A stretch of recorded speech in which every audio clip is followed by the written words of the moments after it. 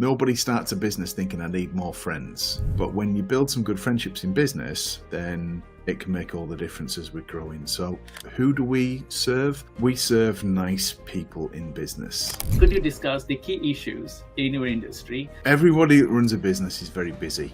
And in an ideal world, we just want clients. How do we get clients? When we first start a business or we're growing a business, we don't think, right, how am I going to generate lots of leads? It's just, how do I get clients? And it can feel very frustrating until we work out that none of us really start a business to be salespeople. And yet, in order to be successful, we need to become good salespeople. In order to be good at sales, then we need prospects or leads. You do whatever you are good at and let other people do whatever they are good at. And when you combine them together, you make it stronger.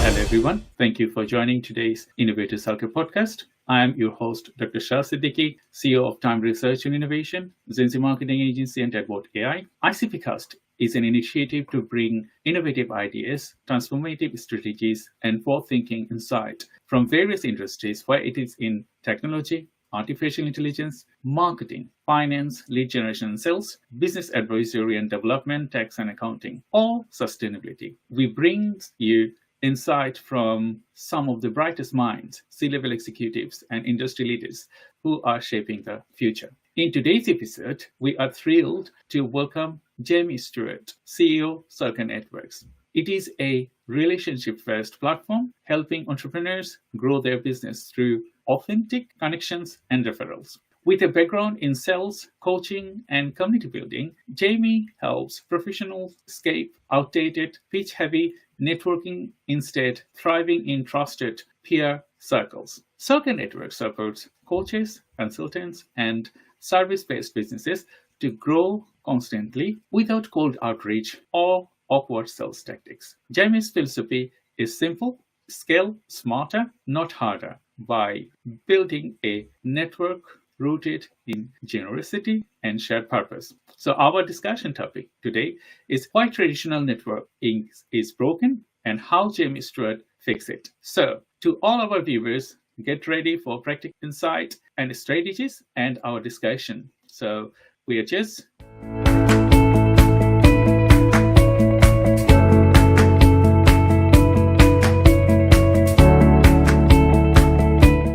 Hello, Jamie. How are you today? I'm very well, thank you. How are you? So thank you for joining today's discussion. As you know, that we have a set of questions and we wanted to dive into how you are supporting communities. As a part of Circle Network, I understand and I have experienced all the things, good things about Circle Networks. And I wanted to express this and as well as share this experience to my target audience. So again, thank you for your contribution today. I just wanted to ask you the first questions for the audience, that could you provide a brief overview of your business and share what inspired you to enter to this field? Okay, I think I'm like most people that start a business. I was frustrated with something that I had and I thought there's a better way to do it. So I've been involved in dealing with people all through my career and built various networks. And it's only when you look back that you start to join the dots. Every job that I've had, I've got to know the right people, not just the people that I sat with, but in other departments and in other locations and key partners and suppliers. And I've been very good at knowing all the right people. And then when I started my own business back in 2013, all I wanted was clients. I didn't want to go networking. I just wanted clients. But in order to find clients, to meet new people, one of the ways for me to do it back then, because social media was in its infancy, was to start going networking. So reluctantly, I started going networking. Fast forward a few years, I was part of a network and it was all about in-person networking.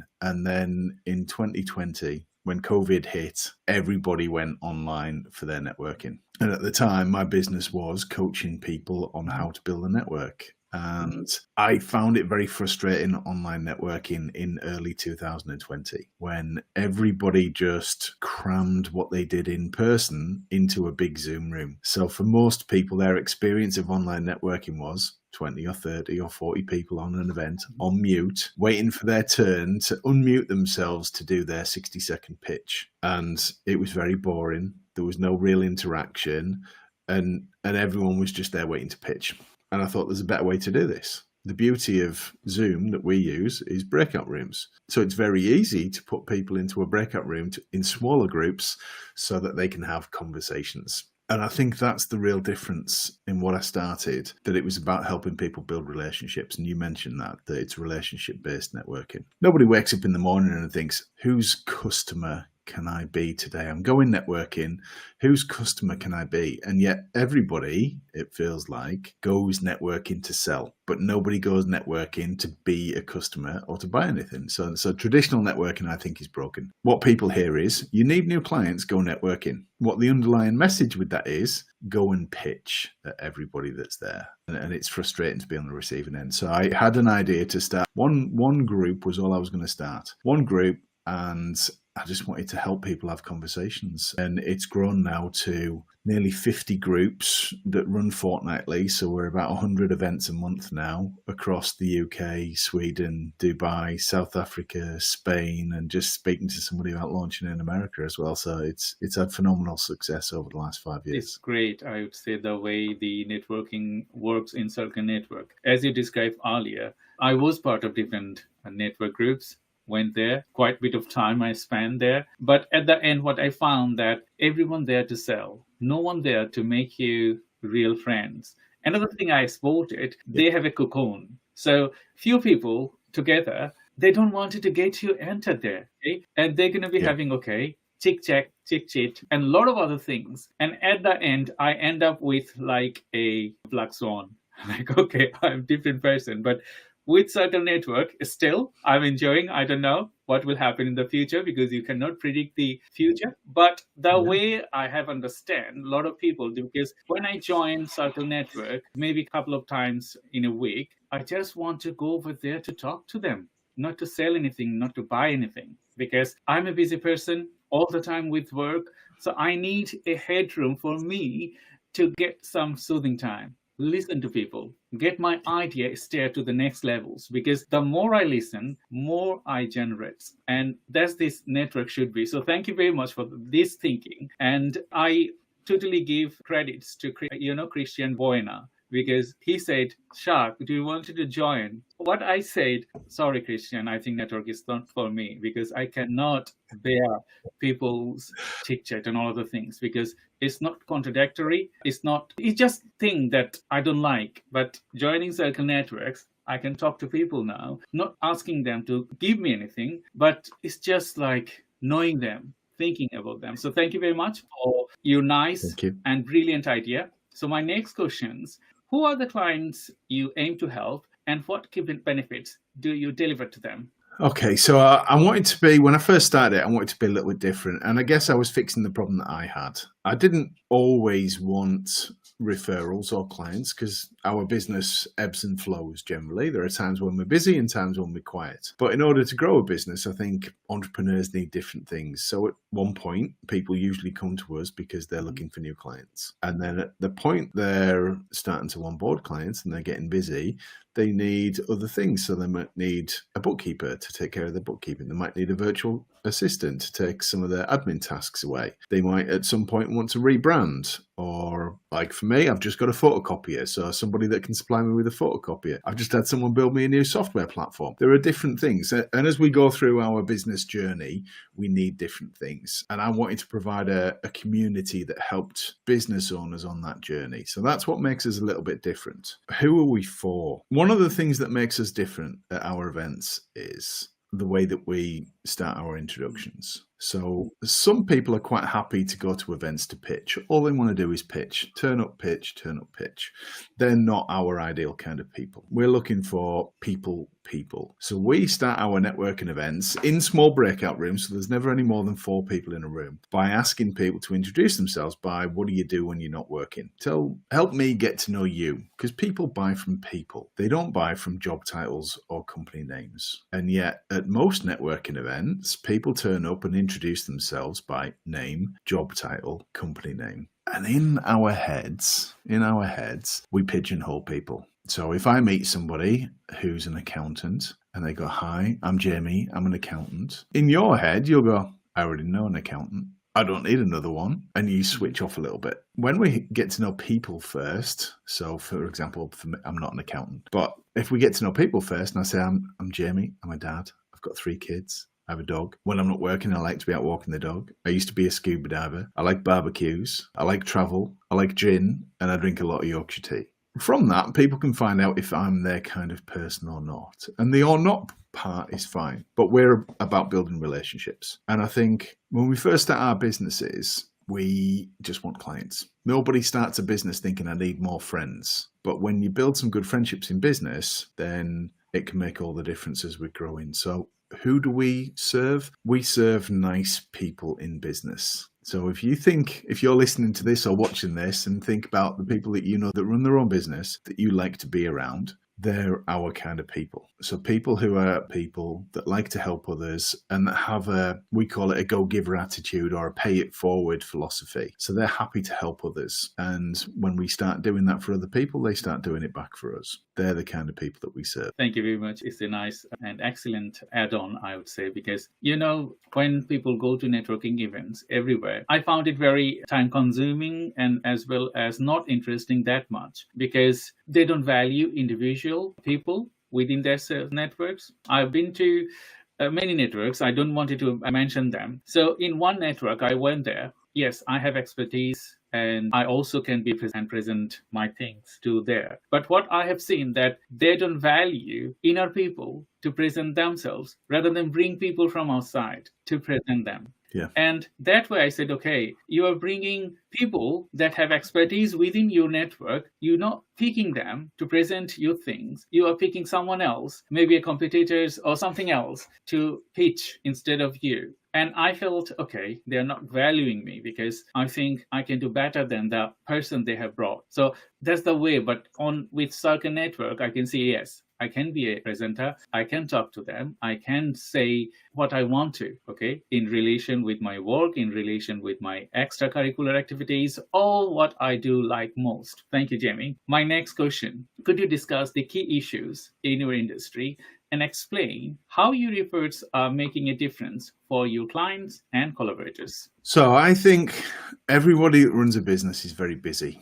We're very busy. And in an ideal world, we just want clients. How do we get clients? When we first start a business or we're growing a business, we don't think, right, how am I going to generate lots of leads? It's just how do I get clients? And it can feel very frustrating until we work out that none of us really start a business to be salespeople. And yet, in order to be successful, we need to become good salespeople. In order to be good at sales, then we need prospects or leads. And I think in our modern society, we have a desire for instant results, instant gratification, the Amazon effect. I want to click on it and have it delivered not within a month.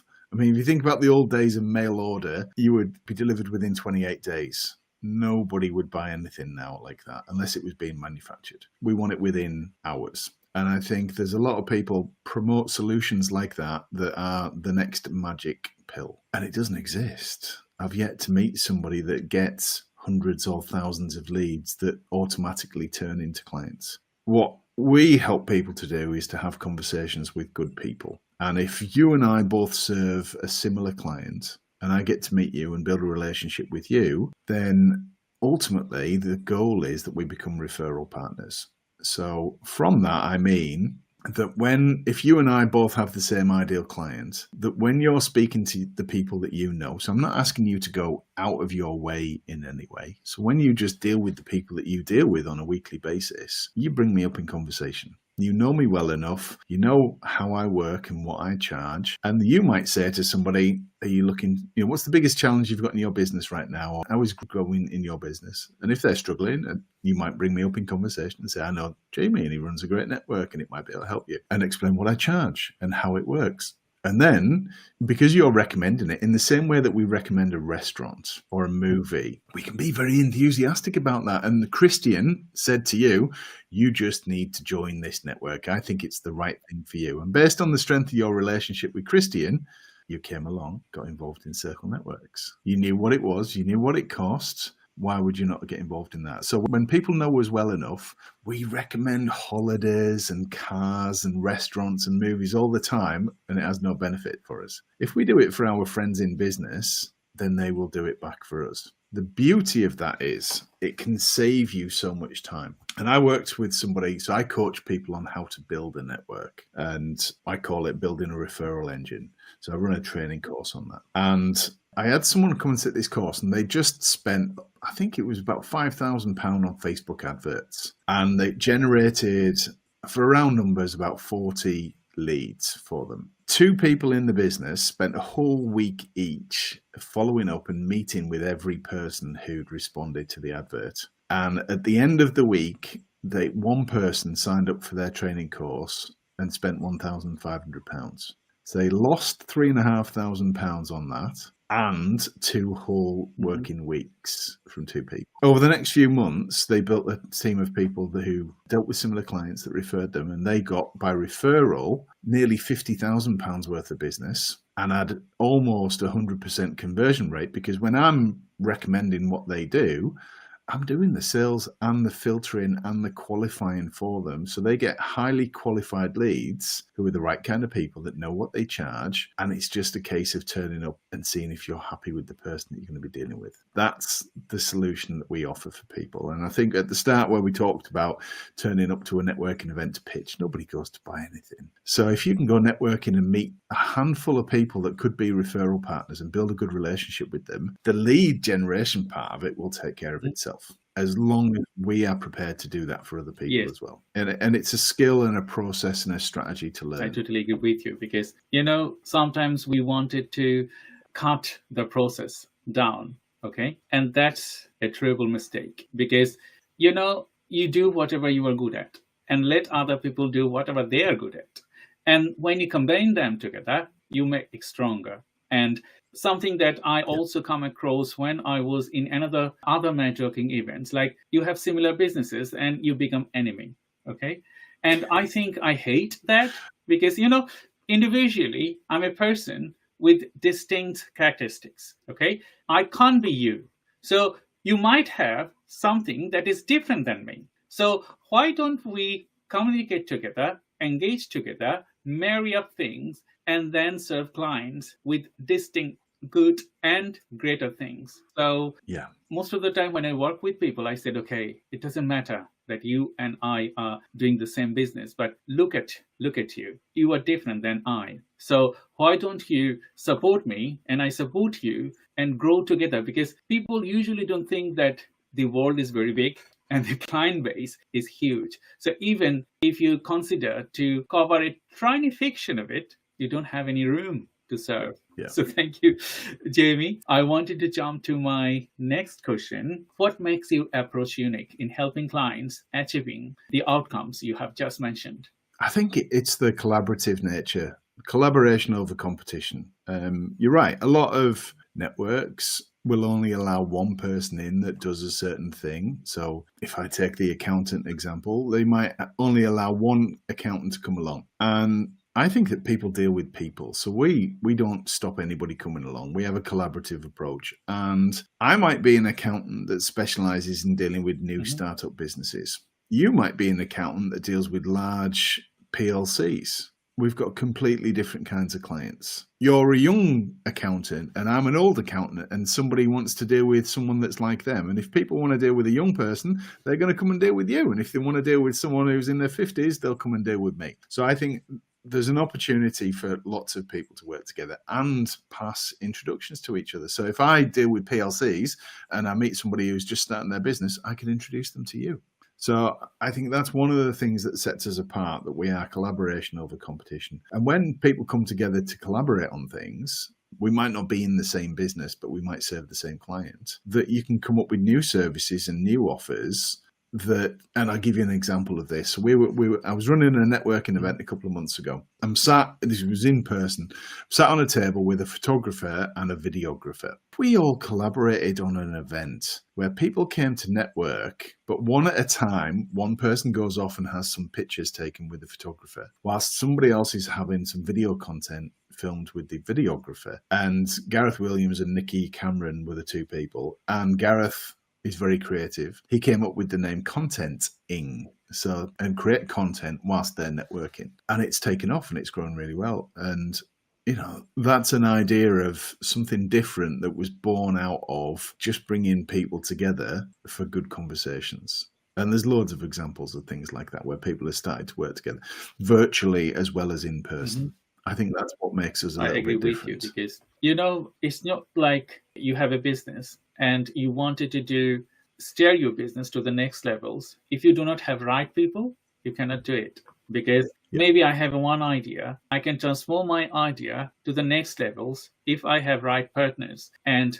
right friends to get more coverage, to get more things done. So thank you. Thank you, everyone, for joining today's Innovator Cycle podcast. I'm Dr. Shah Siddiqui, and I have Jamie Stewart. So we're going to be diving deep into more questions. So my next question to you, are partnerships part of your business model? And from your partners' perspectives, what benefits make you an ideal collaborator? I like to collaborate with people. And so I've just come back from Dubai and met with a good friend of mine who I've known for almost a year now. And he has an AI business, and we've been talking about how we can collaborate together. His kind of clients are my kind of clients, and my clients are his kind of clients. Neither of us want to make money off the other. We just want to work together to find out how we can fix problems for people. And I think when you find the right kind of people, the money part takes care of itself. I think sometimes business can feel too cutthroat and too mercenary.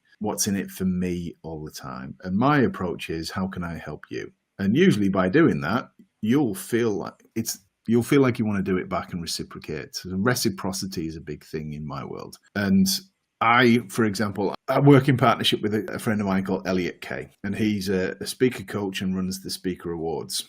He judges for our awards, and I'm a judge for his awards. And that's how our partnership runs. If he meets people that are interested in networking, then he recommends them to Circle Networks. If I meet people that are interested in becoming a better speaker, or they're already a speaker and they're looking for a bigger stage, then we make those introductions. There's no financial recompense in that. It's just how can we help each other with our businesses. So I guess it's a variation of collaboration is generally how I work with people. Thank you, Jamie. Thank you, everyone, for joining today's Innovator Cycle podcast. I am Dr. Shah Siddiqui, and I have Jamie Stewart, CEO of Circle Network. For now, we are taking a brief break before diving into some fantastic insights. Stay tuned. We'll be right back.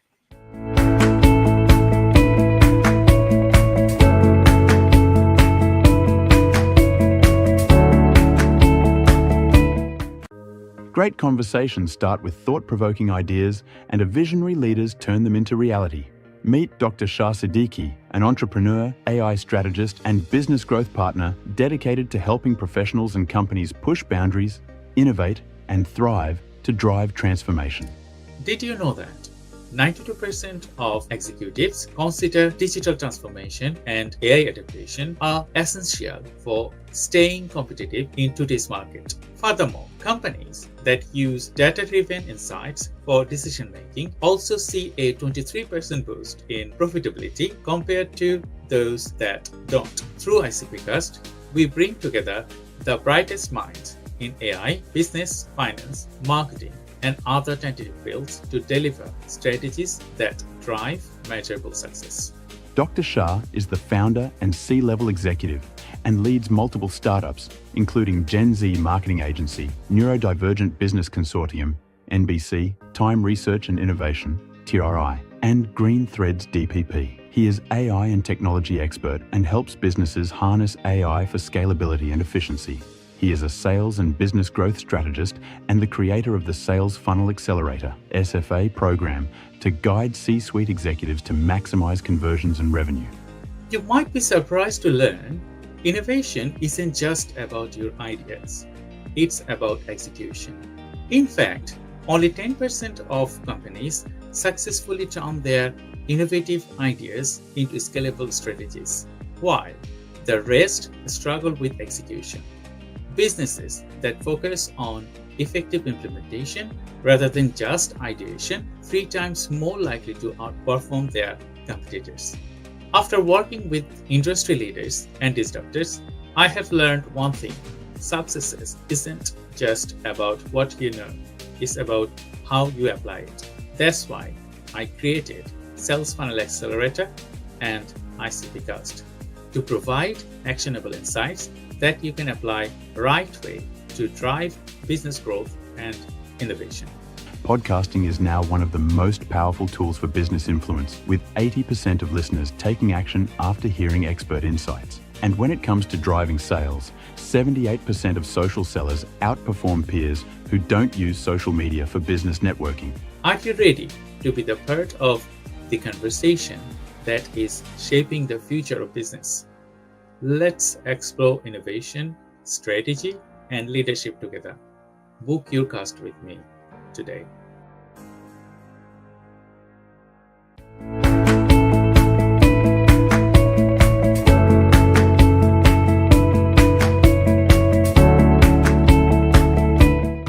Hello, everyone. Thank you for joining today's Innovative Circle podcast. And I'm Dr. Shah Siddiqui, and I have Jamie Stewart, CEO Circle Network. We got some exciting insight coming up. So stay with us, and we will dive deeper into the world of networking, technology, innovation. So let's get started. So thank you, Jamie, for your contribution today. So we're going to be jumping into our next segment of the discussion. Could you please share your insight of upcoming industry trend and how you are adapting to remain ahead? I think we live in a very busy world. So with all the technology that exists in the world, we are more distracted than ever before. So if you imagine the days before smartphones, we didn't know very many people. Our life was much simpler. On average, I remember the early days of social media where people would talk about, we would have 250 to 300 people in our network. We knew them in our heads. You know, largely they were the people that we worked with, possibly some clients, our friends and family, people that lived nearby us, and the people that we went to school with. We could recall most of those people. And I think the last few years, we've seen this explosion of social media. We haven't even got to AI yet.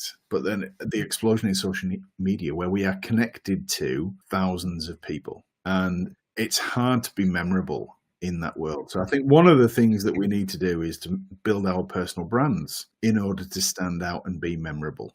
That's something that you didn't have to do years ago. So I think having a process and a strategy to build that personal brand, it can feel, I remember the first time I went for professional photos, it felt like, who am I to have a photographer taking pictures of me that I'm going to post on my social media about me and have my face on my website? That's what we have to do now in order to stand out, because this is the logo of Jamie Stewart. There are much better pictures of me when I'm younger and slimmer and better looking. But this is how I look today. So we need to stay up to date and current. And I've met people where I meet them in real life and they look nothing like their online pictures because they're out of date. So we have to build a personal brand, and you can leverage technology to do that. And I think social media is a brilliant platform for that. My preferred platform is LinkedIn. Very active on LinkedIn. I really enjoy it. It's not a promotional platform. It's a social network. And I think people forget the social part of social networking. We don't sign up to a platform just to see everybody's pitch. It's the virtual equivalent of networking, isn't it? So I think being social on social media is key. And I encourage people, even if you don't post on social media, leverage technology to build relationships. So I could be your best advocate. I could comment on all your posts. I could tag people on there. I could reshare your posts and start conversations with it. If we just started doing that with a handful of people, it would make a big impact for the people in our world. So that's one way. I think in the world of networking, we need to think about having a toolkit for people. So you're an expert in your business. I'm an expert in mine. I can't expect you to know everything that I know about my business. So if I can equip you with a toolkit in order to open doors for me and help me and send people my way, then why wouldn't I do that? So I think as a result of COVID, we're all familiar with Calendly and meeting booking links. Calendly's become the phrase like Hoover, hasn't it? So if I use Calendly, I don't use Calendly, I've got a different platform, but send me your meeting booking link. Now, if you're speaking to somebody and their interest, you identify that they've got a problem I might be able to fix, it would make more sense if I'd already given you my meeting booking link so that when you're speaking to them, you just book a meeting straight away in my diary. Most people do is, let me introduce you to Jamie. I'll send an email introduction. Did you wake up this morning thinking, I wish I had more emails? We don't, do we? We don't want more emails. What we would like is meetings with people. So why don't we set meetings? So if I make it easy for you to set meetings, I might also equip you with some testimonials or even a video from me. Because if I record a video explaining what I do and how I fix problems and I give it to you, then you don't need to worry about what to say. You can just go, watch this. Jamie explains what he does here. And the beauty of that is, if they hear it from me, in my words and my voice, and see me, they will like me or not like me. If they like me, they'll want to have a meeting with me.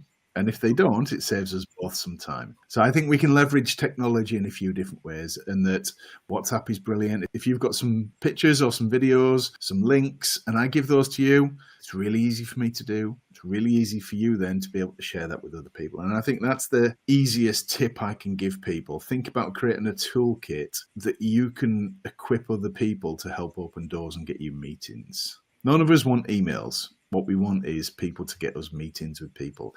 And if I speak to somebody after this, Dr. Shah, and I think that they're a good fit for you, I'm not going to send an email. You've given me some of your stuff. I'll try my best to get you a meeting with them. I'm not going to say you should have a chat. He's a nice guy. I'm going to write, this is how he fixes that problem. I think you should meet with him. Let me sort that out for you now. And if more people did that, what a difference it would make on our businesses. You know, I have met many people about the way you describe the solving problems and getting the referrals done is different than other people. So thank you very much, Jamie. You talk about personal branding. You talk about a lot of other things today. What I have seen in the gaps, like people, they don't think in that way.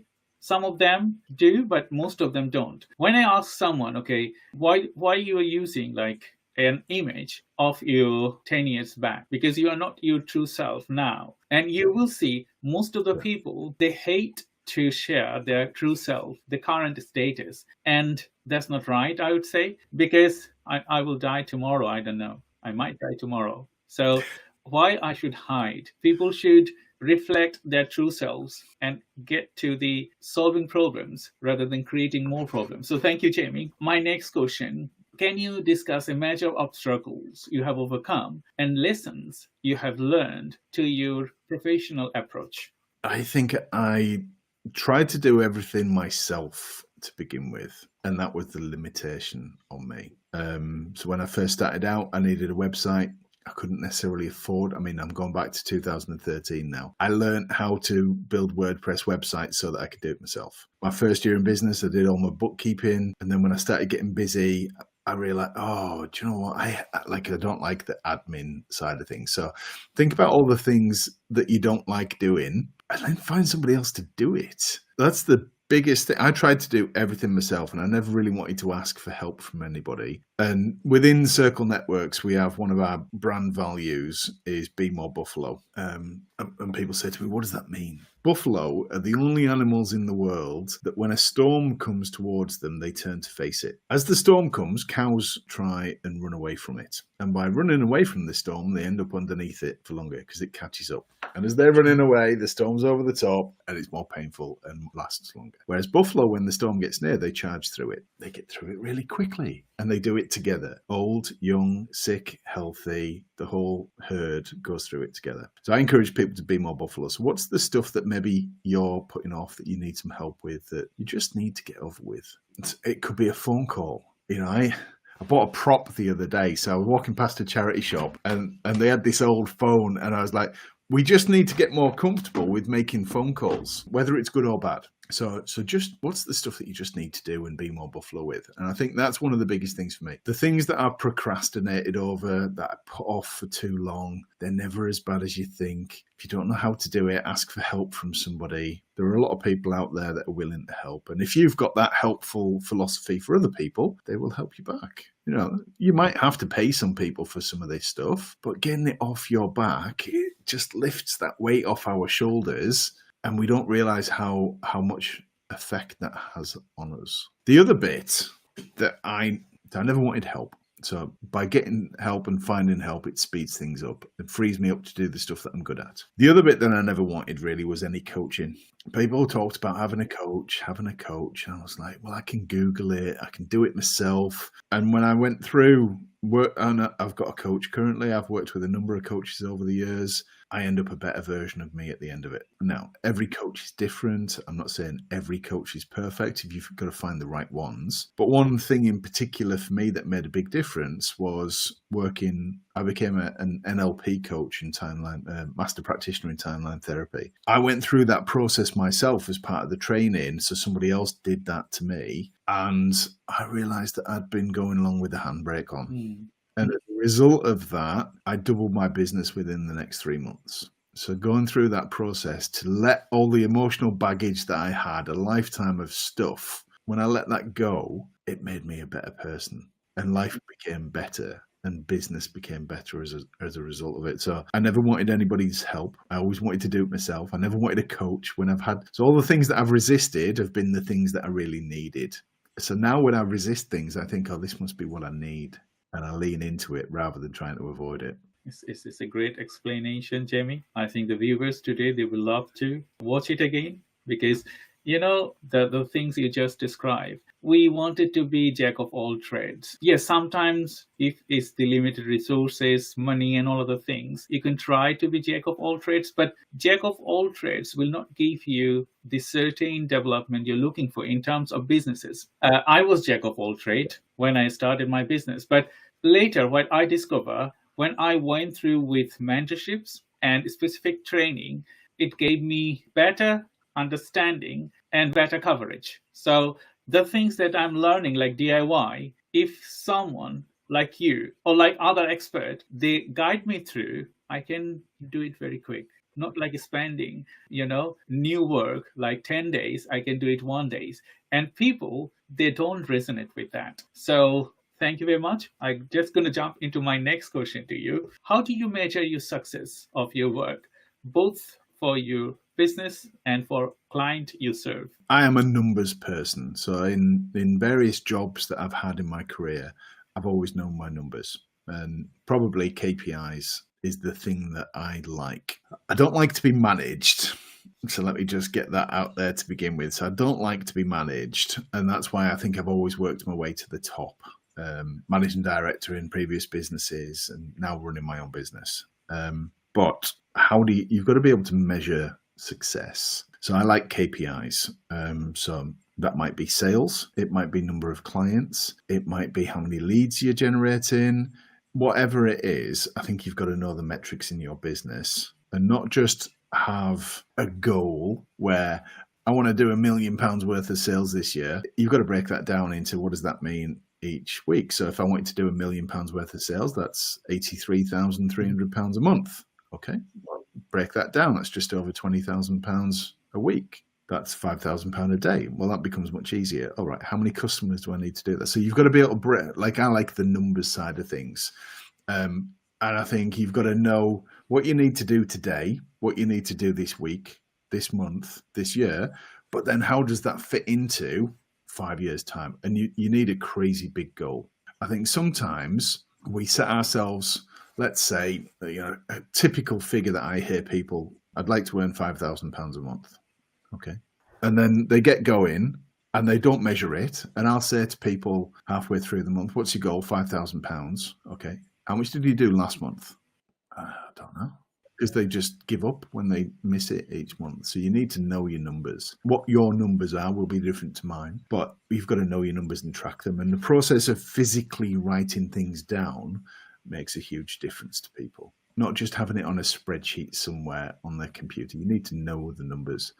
And my last job, I had quite a big job, a lot of pressure, business that turned over about £75 million a year. I had to know my numbers. So we used to have a sales report that came out every 2 hours during the day from 7:30 a.m. until 9:30 p.m.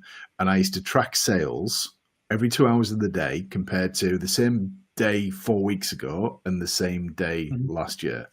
and we would track whether it was up or down. And my boss would expect me to know this. So I just knew it. 13 years ago, I left that job. It took me a while to get out of the habit of checking. My body clock tuned into every 2 hours, the sales report coming out.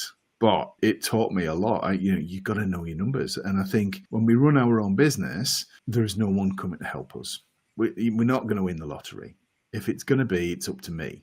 And we need to know what we need to do. Are we on track? Do I need to work a bit harder? Do I need to work a bit later? I'm not one for the hustle culture, but there are times where we need to work hard in order to achieve our goals. And it might mean short-term sacrifices in order to hit the numbers that you want to hit. But unless you're tracking them, how are you going to know how you're doing? So know your numbers is key. It's extraordinary, Jamie. Thank you very much. Because, when you talk to someone, I have seen that I also had these characteristics when I started 25 years back, like not understanding the numbers. Still, I don't understand numbers because I'm very weak in reasoning mathematics, but my brain works with critical mathematics, with equation and all other things. But I have to learn it, because if I don't learn that tactics, KPI, ROI, we can't get out there, because we do need to think our numbers, not in our head, pen and paper, and as well as implementing them every week, every day, every month. So thank you for adding this core knowledge to the network. My next question, can you share a story of a particularly rewarding project or client success that highlights your impact? So just over 2 years ago, a now friend of mine, Paul McGowan, was introduced to Circle Networks. So it was January 2023, and he just quit membership in another network and was ready to quit networking forever. One of our members, Jimmy, introduced him to Circle Networks and said, why don't you just come along and try this? It might work for you. They didn't know each other that well. They'd been in the same network together, only ever had one meeting, one-to-one, and never passed each other any introductions. And so Jimmy introduced Paul, he came along.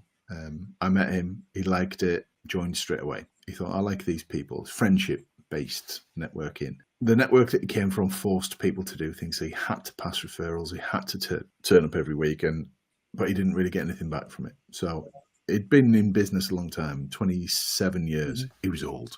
So he'd been running his own business for a long time. Came along, tried Circle Networks, liked it, got involved, signed up to do a training course with me to learn how to network. And just before Christmas, so what's that, 5 months ago, he sent me a WhatsApp and said, how long have I been in Circle Networks? So I told him.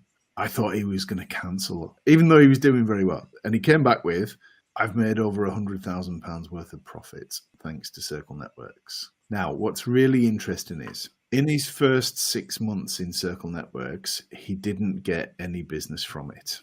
Now, looking back, everyone thinks, well, he's done so well from it. But how many people would have quit during the first 6 months?